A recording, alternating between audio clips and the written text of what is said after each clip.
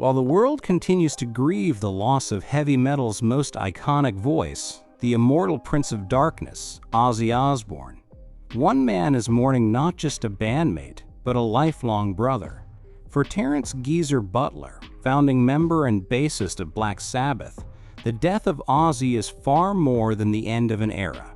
It's the closing chapter of a 57-year bond built on music, mischief, and unshakable loyalty.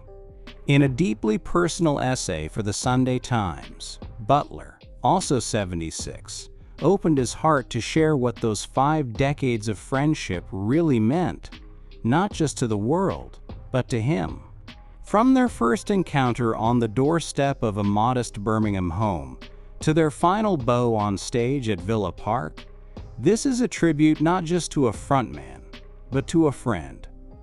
He began with a memory rooted in their hometown. Both Butler and Osbourne grew up near Villa Park, the home of Aston Villa Football Club, a place that would one day serve as the emotional bookend of their journey together. Fittingly, on July 5, 2024, it was there that Black Sabbath played their final show. A powerful reunion steeped in nostalgia and, unknowingly, a final goodbye.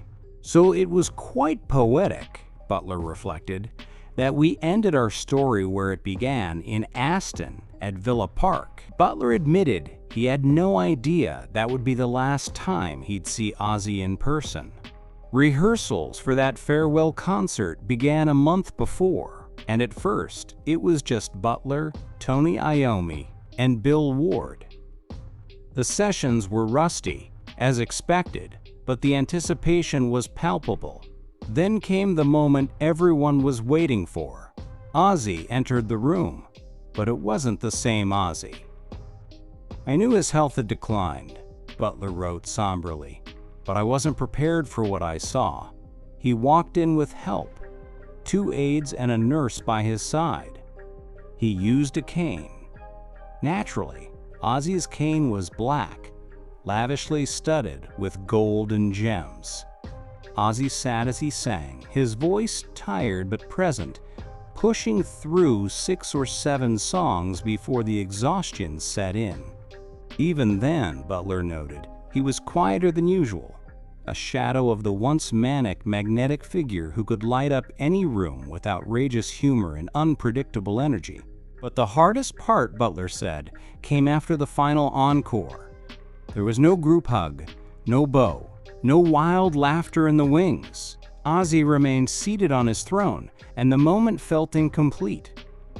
"I gave him a cake." Tony shook his hand. "But it all felt surreal. I wish I had more time with him backstage. But wishes now are just echoes." Then, in true Ozzy fashion, Butler quoted his friend's classic line, "Wish in one hand and shit in the other, and see which comes first." The essay also reflected on their first meeting, the moment the legacy began. A young, barefoot Ozzy Osbourne arrived on Butler's doorstep. And just like that, the seed of Black Sabbath, then named Earth, was planted. Alongside Tony Iommi and Bill Ward, the four forged an unbreakable bond, a brotherhood that would shake the music world for decades. "There was always something invisible tying the 4 of us together," Butler wrote. "We weathered storms, shared triumphs, and never let go of each other. That bond, no fame, no fallout, no distance, ever broke it." To Butler, Ozzy was never just the Prince of Darkness. He was, at heart, the Prince of Laughter, a man who would go to absurd lengths for a laugh, a smile, or a moment of levity. A born entertainer, Butler called him, with a heart of pure gold. Yes, the stories of Ozzy's wild solo years are legendary. The bats, the doves, the Alamo, the ants, all true, all insane. But Butler insisted that behind the mythology was a deeply caring soul. He recalled a moment that speaks volumes. When Butler's newborn son was diagnosed with a heart condition, it was Ozzy who called him every single day, offering support despite their silence over the prior year.